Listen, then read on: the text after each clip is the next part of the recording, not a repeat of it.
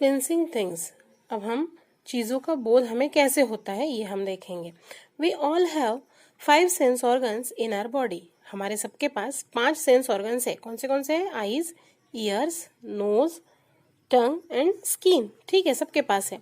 They perform the same function for all of us. और ये जो पांचों सेंस ऑर्गन्स है इनके सेम फंक्शन है सभी की बॉडी में। जैसे आईज का क्या फंक्शन है? Eyes to see, ears to hear, nose to smell, then tongue to taste and skin to feel, है ना? Okay. It is our brain that senses things differently. वो तो हमारा ब्रेन है जो डिफरेंटली सेंस करता है चीज़ों को। ठीक है, जैसे कि सिंपल सी चीज़ें, किसी किसी को ठंडा पानी बहुत अच्छा लगता है, किसी को नहीं लगता है ठंडा पानी पीना अच्छा, है ना? तो ये डिफरेंट लोगों के ब्रेन पर डिपेंड होता है कि उन्हें कौन सी चीजें अच्छी लगेंगी और कौन सी नहीं लगेंगी। When our sense organs feel something, the sensory nerves send a message to the brain. जब हमारे सेंस ऑर्गन कोई चीज को फील करते हैं तो क्या होता है, जो सेंसरी नर्व्स होते हैं हमारे बॉडी में प्रेजेंट, वो मैसेज करते हैं ब्रेन को। ठीक, the brain reads the message. फिर ब्रेन वो मैसेज रीड करता है। Then it sends a message through the motor nerves. और फिर वो मोटर नर्व्स के द्वारा मैसेज भेजता है to different parts of the body to act accordingly. अपने बॉडी के डिफरेंट पार्ट्स को मैसेज भेज के उसके अनुसार बिहेव हमारी बॉडी करती है। जैसे यहाँ देखो, sense organs, our skin touches a thorn. यहाँ कुछ कांटे वाली एक वो ली है और हमारी बॉडी ने हमारे स्किन से यहाँ देखो ऐसे जैसे टच हुआ, तो जो सेंसरी नर्व्स है वो मैसेज करती है ब्रेन को। फिर ब्रेन रीड करता है और फिर मोटर नर्व से हमारे बॉडी के डिफरेंट पार्ट्स को, जैसे कि हमारे फिंगर को मैसेज जाता है कि पीछे हट जाओ, तो हमारा टच करते से ही हम उसके तुरंत पीछे हट जाते हैं। ये ऐसा क्यों होता है? और इतना फास्ट होता है कि हमें पता भी नहीं चलता कि कब ये सब कुछ हुआ। जैसे ही हम टच करेंगे हमारा हाथ तुरंत पीछे हो जाता है, क्योंकि ये प्रोसेस बहुत ज्यादा फास्ट होती है। पहले क्या होगा, जो सेंसरी नर्व्स है वो मैसेज करेंगी ब्रेन को, फिर ब्रेन मैसेज रीड करके मोटर नर्व्स से हमारे डिफरेंट बॉडी पार्ट्स को मैसेज करेगा कि कैसे अब बिहेव करना है तुम्हें। ठीक, चलो, even a baby can sense hunger and discomfort. एक बेबी को भी अपनी भूख और हम डिस्कम्फर्ट, जैसे अगर उसकी नैपी गीली हो जाती है या उसे भूख लगती है बेबी को, तो वो रोने लग जाता है। मतलब उसे इतना तो सेंस होता है। It cries to communicate its feeling. वो रोता है अपनी फीलिंग्स को कम्युनिकेट करने के लिए, बताने के लिए, क्योंकि उसके पास तब लैंग्वेज उतनी उसके पास नहीं होती, तो वो बस अपनी रोने की लैंग्वेज में ही बात कर सकता है। यूजुअली द पेरेंट्स और the person who looks after the baby can understand what it is trying to communicate. जो लोग या उसके मम्मी पापा जो उसकी देखभाल कर रहे हैं वो समझ सकते हैं कि एक बेबी क्या कहना चाह रहा है, वो क्यों रो रहा है। In people whose one sense organ or body part does not work, another sense organ or body part becomes extra efficient. हमने देखा है कि अगर कोई की एक भी सेंस ऑर्गन अगर किसी के अंदर अपसेंट होगा तो उसके जो बाकी सेंसेस है ना वो बहुत ज्यादा अच्छे से काम करने लगता है। जैसे ब्लाइंड पीपल देख लो, उनके उसमें आंखें नहीं होती, एक सेंस ऑर्गन अगर उनमें कम है तो वो लोग इतने ज्यादा सेंसिटिव होते हैं कि वो आवाज से पहचान लेते हैं कि कौन आया और कौन है। हम नहीं पहचान सकते नॉर्मली, ठीक है, लेकिन वो लोग पहचान सकते हैं आवाज की डायरेक्शन देखकर कि कौन किस डायरेक्शन से आ रहा है या क्या है। ठीक, अब देखते हैं physically challenged people. Physically challenged people means ऐसे लोग जो शारीरिक रूप से अक्षम है, सक्षम नहीं है। जैसे कोई किसी के हाथ नहीं होते हैं, पैर नहीं होते हैं, कोई ब्लाइंड होता है, कोई डिफ होता है, कोई डम होता है, उसे कहेंगे हम physically challenged people. There are many people around us whose sense organs do not function properly. हमारे आसपास ऐसे कई सारे लोग हैं जिनके सेंस ऑर्गन्स अच्छे से वर्क नहीं करते, फंक्शन नहीं करते। They may be blind, deaf or dumb. या तो वो अंधे होते हैं या बहरे होते हैं या गूंगे होते हैं। Some may be mentally challenged or may have some other physical disabilities. कुछ लोग मेंटली भी डिस्टर्ब्ड होते हैं या फिर उन्हें और कोई फिजिकल डिसेबिलिटी होती है। जैसे मैंने आपको बताया कि लंगड़े होते हैं, लूले होते हैं, या व्हाटएवर किसी के पीठ में प्रॉब्लम होती है, जो भी है। सच पीपल आर स्पेशल, ऐसे लोग स्पेशल होते हैं as they need special care, क्योंकि उन्हें स्पेशल केयर की बहुत ज्यादा जरूरत होती है, and lots of love and affection, और उन्हें ढेर सारा प्यार और अफेक्शन की भी जरूरत होती है। उन्हें अगर हम टीज करेंगे, हम परेशान करेंगे तो वो टूट जाएंगे। उन्हें अगर लाइफ में अच्छी तरह से उन्हें जीना है तो उन्हें हमें बहुत सारी केयर, प्यार और अफेक्शन देने की बहुत ज्यादा जरूरत है। अब हम देखते हैं ब्रेल के बारे में। ब्रेल आप लोगों को पता होगा, जो ब्लाइंड पीपल होते हैं ना, वो ब्रेल स्क्रिप्ट से पढ़ते हैं। ठीक है, ये जो ब्रेल स्क्रिप्ट होती है ये रेज्ड डॉट्स होते हैं, ऐसे छोटे छोटे डॉट्स बने हुए होते हैं और वो उभर कर आए हुए, उस पे हाथ लगाकर टच करके ऐसे ब्लाइंड पीपल रीड करते हैं। आपकी बुक में थोड़े ना अभी उभरे वाले डॉट्स दिए, लेकिन उसकी एक पिक्चर दी है कि वो ऐसे होते हैं। ठीक, Saina's neighbor Anil is blind. He cannot see, but he has a very strong sense of touch and smell. सैना का जो नेबर है अनिल, वो अंधा है, वो देख नहीं सकता, लेकिन उसके जो टच और स्मेल के जो सेंसेस है वो बहुत स्ट्रांग है। He can identify most things by feeling and touching them. वो बहुत सारी चीजों को सिर्फ फील करके और टच करके पहचान सकता है। Anil cannot read or write like us. Anil हमारी तरह लिख और पढ़ नहीं सकता। He uses books written in a special script called Braille script. वो कुछ अलग ही प्रकार की स्क्रिप्ट यूज करता है जिसे ब्रेल स्क्रिप्ट कहते हैं।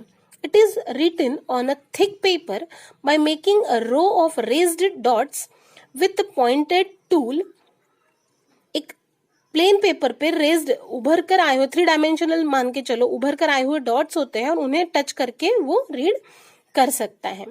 The book is read by touching the raised dots with the fingers. वो बुक कैसे पढ़ी जाती है? जो रेज्ड डॉट्स होते हैं उन्हें फिंगर से टच करके बुक रीड की जा सकती है। All the letters of the Braille are made using 1 to 6 dots. सभी जो लेटर्स होते हैं, या 1 से लेकर 6 डॉट्स होते हैं टोटल, उनसे मिलकर ही वो लेटर्स बनते हैं। आपको यहाँ दिख भी रहे होंगे रेज्ड, जो एक ही डॉट है, इसका मतलब ये ए के लिए एक ही डॉट ऊपर होता होगा, तब सामने वाला रीड कर सकता होगा कि इट्स ए। यहाँ 2 दिख रहे हैं और वो भी अलग अलग प्लेसेस के डॉट्स जो है वो रेज्ड है इसमें। ठीक, this script was invented by Louis Braille who himself was blind. ये जो स्क्रिप्ट है वो लुइस ब्रेल नाम के एक पर्सन ने इन्वेंट की थी, जो खुद भी एक ब्लाइंड था, अंधा था।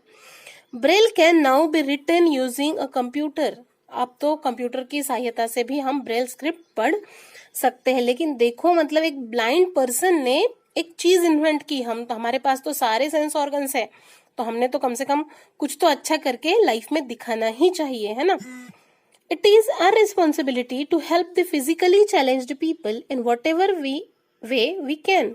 हमारी ये रिस्पॉन्सिबिलिटी बनती है कि जो भी फिजिकली चैलेंज्ड पीपल है, अक्षम जो लोग हैं शारीरिक रूप से, उन्हें किसी प्रकार से हम उनकी हेल्प कर सके। ये ध्यान रखना हमारा बिल्कुल कर्तव्य बनता है। We can be their friends and share our time and things with them. हम उनके फ्रेंड्स बन के हमारी चीजें और हमारा समय उनके साथ शेयर कर सकते हैं। We should always encourage them to excel in life. Life में आगे बढ़ने के लिए हमने उन्हें हमेशा एनकरेज करना चाहिए। As a part of creating an environment that is sensitive to the needs of the differently abled and physically challenged, the government has taken certain steps. ऐसे लोगों के लिए environment create किया है, गवर्नमेंट ने भी कुछ steps उठाए हैं इन लोगों के लिए। कौन से है देखो, railway station, bus stops, metro station, shopping malls, schools and colleges have ramps for people who use wheelchairs or are not able to climb stairs. Railway station, bus stop, metro stop आदि, उस पे ये जो physically challenged people होते हैं उनके लिए ramps बने हुए होते हैं। रैम्प्स मीन्स क्या? अभी मैं आपको पिक्चर भी बताऊंगी कि रैम्प्स मीन्स क्या होता है। जैसे फिसलन, जिस पर से आसानी से उनकी जो व्हील चेयर है वो इजीली चली जा सके। देखो अभी देखो, ये होते हैं रैम्प, जिस पर से आसानी से व्हील चेयर ऊपर भी ले जा सकते हैं हम और नीचे भी ला सकते हैं। ठीक, और ये देखो अभी आपके सामने आएगी बस। ये देखो बस में उसके लिए भी रैम्प बना हुआ होता है ताकि आसानी से इसमें ऊपर हम उनको चढ़ा सके। ये DTC, Delhi transport corporation, has introduced low floor buses for easy boarding and alighting all buses have seats reserved for them. जो डेली ट्रांसपोर्ट है उन्होंने ऐसी बसेस फाइंड आउट की है जिसमें बिल्कुल इजीली बोर्ड कर सके और नीचे भी आ सके। ये देखो आपको दिख रहा होगा यहाँ पिक्चर में, और इसमें बसेस में सीट्स भी रिजर्व्ड होती है। ठीक, ये देखो आपको पिक्चर में मैंने सीट्स दिखाई, और उस सीट पे ना पिक्चर्स बने हुए भी होते हैं कि ये फिजिकली चैलेंज्ड पीपल के लिए। अब ये हमारी ड्यूटी बनती है कि ये सीट्स हमने सिर्फ उन्हीं के लिए देना चाहिए, हमने उस पर हक नहीं जताना चाहिए। There are special schools where they receive vocational training. उनके लिए कुछ स्पेशल स्कूल्स बने हुए होते हैं जहां उनको ट्रेनिंग भी दी जाती है वोकेशनल, ताकि वो कुछ कर सके। ये ऐसे उनके लिए स्पेशल स्कूल्स बने हुए होते हैं, उनके पास बैठकर उनको मेंटर सिखाते हैं और उनको वोकेशनल ट्रेनिंग दी जाती है ताकि वो कुछ कर सके। ये देखो आपको दिख रहा होगा एक ब्लाइंड गर्ल है जो रेस्ड डॉट से सीख रही है। Many offices and restaurants are employing physically challenged people. बहुत सारे जो ऑफिसेस और रेस्टोरेंट्स हैं उसमें भी फिजिकली चैलेंज्ड पीपल को आजकल एम्प्लॉयमेंट दे रहे हैं, रोजगार दे रहे हैं, उन्हें काम पर रख रहे हैं। आप देख सकते होंगे बड़े बड़े कंपनीज में भी डीलिंग करने के लिए भी जाते हैं, या व्हाटएवर पूरी ऑफिसेस की जॉब्स जो है ये लोग बिल्कुल आसानी से अगर हम करने दे तो कर सकते हैं। Seats are reserved for the visually impaired and physically challenged people in colleges, government offices and UPSC exams. UPSC की जो एग्जाम्स है उसके बाद जो कॉलेजेस है, गवर्नमेंट कॉलेजेस है, उसमें भी ऐसे लोगों के लिए जो विजुअली इम्पेयर्ड हो, जो ब्लाइंड हो और जो फिजिकली चैलेंज्ड पीपल है उनके लिए सीट्स रिजर्व की जाती है। आपकी जानकारी के लिए बता दूं कि एक यूपीएससी टॉपर है 2010 की जिसका नाम है ईरा सिंघल। ये है ईरा सिंघल जिसने यूपीएससी टॉप किया था 2010 में, और फिर उसकी पोस्टिंग हुई थी 2016 से एज असिस्टेंट कलेक्टर इन दिल्ली। ओके, और वो अब ब्रांड एम्बेसडर है disability ministry of social justice and empowerment, government of India. Okay, देख लो एक डिसेबल्ड पर्सन कितना कुछ कर सकता है।